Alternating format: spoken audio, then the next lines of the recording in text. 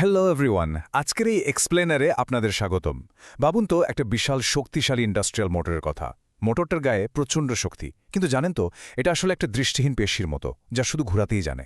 এটা একেবারেই জানে না সে কোথায় আছে, কত স্পিডে চলছে, বা ঠিক কখন তাকে থামতে হবে। আর ঠিক এখানেই গেম চেঞ্জার হিসেবে কাজ করে আমাদের আজকের টপিক এনকোডার। সহজ কথায় ইঞ্জিনিয়াররা মেশিনকে দেখার জন্য যে চোখ জোড়া দিয়েছেন সেটাই হচ্ছে এনকোডার। এখন আপনাদের মনে প্রশ্ন আসতে পারে, একটা মেশিন আসলে কিভাবে বোঝে যে তাকে ঠিক কোথায় থামতে হবে। ধরুন একটা রোবটিক আর্ম ভারী সব মেটাল নিয়ে কাজ করছে, বা একটা ফাস্ট কনভেয়ার বেল্টে কাচের বোতল পার হচ্ছে। মেশিনটা একদম মিলিমিটার হিসেবে কিভাবে জানে যে তার স্টপিং পয়েন্ট কোনটা? সত্যি বলতে কোনো ফিডব্যাক লুপ না থাকলে মোটরটা শুধু অন্ধের মতোই ঘুরবে, তাই না?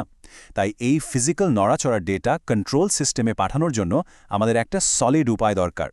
তো চলুন ঝটপট আজকের টপিকগুলো দেখে নিই। আমরা আলোচনা করব এনকোডার কি, এটা কিভাবে কাজ করে, ইনক্রিমেন্টাল বনাম অ্যাবসোলুট এনকোডারের তফাৎ, সিগন্যাল ও কানেকশন এবং এর প্র্যাকটিক্যাল ব্যবহার নিয়ে। চলুন শুরু করা যাক। প্রথমে আসি সেকশন 1-এ। এনকোডার আসলে কি? যদি একদম বইয়ের ভাষায় বলি, এনকোডার হচ্ছে একটা সেন্সর বা ফিডব্যাক ডিভাইস। এর কাজ হলো মোটরের রোটেশন, স্পিড, ডিরেকশন এবং পজিশন মেপে দেখা। কিন্তু এর আসল ম্যাজিকটা কোথায় জানেন? এটা শুধু মেপেই বসে দেখে না, এই ডেটাগুলো সরাসরি মেশিনের ব্রেন অর্থাৎ পিএলসি বা ভিএফডিতে পাঠিয়ে দেয়। মানে ফিজিক্যাল মুভমেন্টটাকে এমন একটা ডিজিটাল ভাষায় রূপান্তর করে যা কন্ট্রোল সিস্টেম সহজেই বুঝতে পারে। যদি আজকের পুরো আলোচনা থেকে শুধু একটা জিনিসই মনে রাখতে চান, তাহলে এই সিম্পল রুলটা মনে রাখুন। মোটর ঘোরে, এনকোডার বলে দেয় মোটরটা ঠিক কতটুকু ঘুরল, আর পিএলসি সেই তথ্যটা নিয়ে পুরো সিস্টেমটাকে কন্ট্রোল করে। ব্যাস, এই ছোট্ট চেনটাই পুরো অটোমেশনের কোর বেসিস।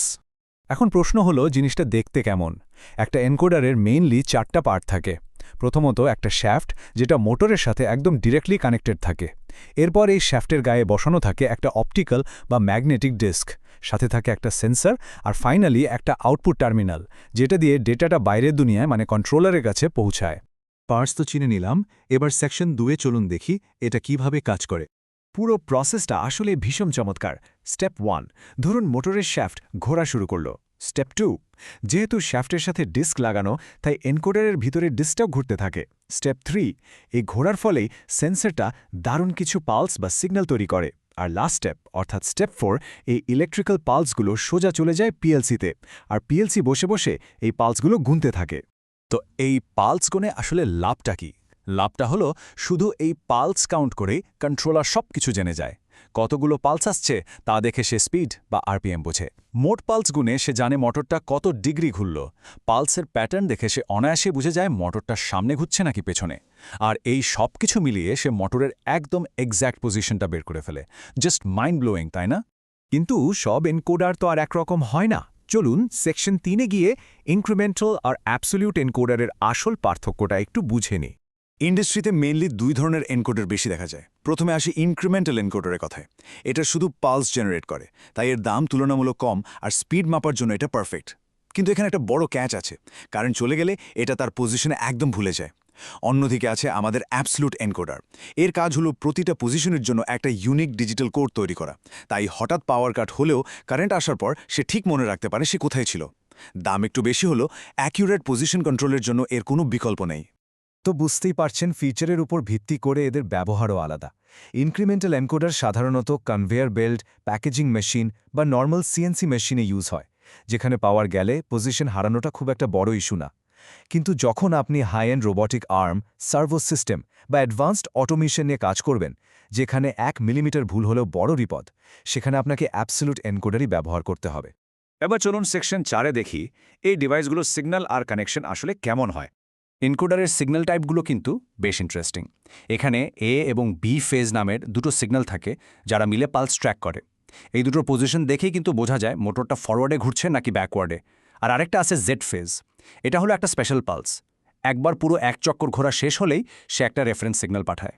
আর পিএলসির সাথে এর কানেকশন দেওয়াটাও খুব ইজি। ভিসিসি কেবলটা পাওয়ারের সাথে আর গ্রাউন্ড কেবলটা গ্রাউন্ডের সাথে জুড়ে দিতে হয়। আর ওই যে এ এবং বি ফেজের কথা বললাম, সেগুলোর আউটপুট সোজা পিএলসির হাই স্পিড ইনপুটে চলে যায়। খেয়াল রাখবেন, হাই স্পিড কথাটা এখানে খুব জরুরি, কারণ মোটর থেকে প্রতি সেকেন্ডে এত হাজার হাজার পালস আসে যে নর্মাল ইনপুট দিয়ে সেটা গোনা ইম্পসিবল। এটার জন্যই পিএলসিতে একটা ডেডিকেটেড হাই স্পিড কাউন্টার লাগে। ওয়েল, অনেক তো থিওরি হলো, এবার আমাদের ফাইনাল সেকশন 5-এ গিয়ে এর কিছু প্র্যাকটিক্যাল ইউজ দেখে নেওয়া যাক। সত্যি বলতে এনকোডারের ব্যবহার এখন সব জায়গায়। পিএলসি অটোমেশন, সার্ভো মোটর, নিখুঁত মেটাল কাটিংয়ের জন্য সিএনসি মেশিন, কোথায় নেই এটা? এই যে আমরা রোজ লিফটে উঠি, লিফটটা যে একদম ঠিক ফ্লোরে এসে পারফেক্টলি থামছে, সেটা কার জন্য? ওই এনকোডারের জন্যই। এছাড়াও প্রিন্টিং মেশিন, রোবোটিক আর্ম থেকে শুরু করে টেক্সটাইল ইন্ডাস্ট্রি, সব জায়গায় এর অবাধ বিচরণ। একটা দারুণ রিয়েল লাইফ এক্সাম্পল দিই। ধরুন একটা বটলিং প্ল্যান্টের কনভেয়ার সিস্টেম।